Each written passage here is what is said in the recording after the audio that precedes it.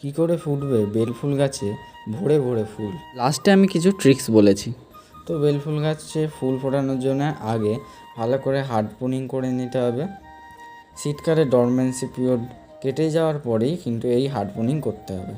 Hard pruning করার পর কচি পাতা ছাড়লে তখন এবার আমরা শেকড়গুলোকে কেটে দেবো। আমি নতুন টব ইউজ করছি না, আগের টবেই বসাবো, তাই জন্য শেকড় কাটছি। যারা নতুন বড় টবে দেবে তারা শেকড় নাও কাটতে পারো।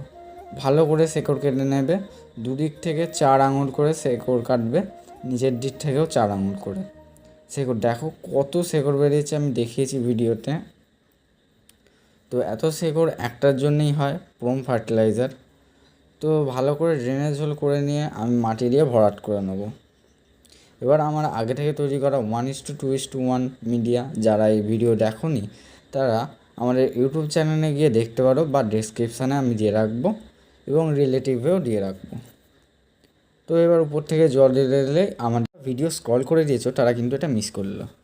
তো দেখিয়ে দিই, যে ডালগুলি বেশি বৃদ্ধি পাচ্ছে সেই ডালগুলি 2টি পাতা রেখে কেটে দেবো। এটি কাটলে কী হবে, ফলা ডাল বেরো হবে। যে ডালগুলিতে কুঁড়ি হচ্ছে সেগুলোকে কাটবো না, ফুল হয়ে গেলে সেটাকে 2টো পাতা রেখে কেটে দেবো, তাহলে প্রচুর ফুল আসবে। এরকমই ভিডিও দেখার জন্য আমাদের চ্যানেলটি সাবস্ক্রাইব করতে পারেন।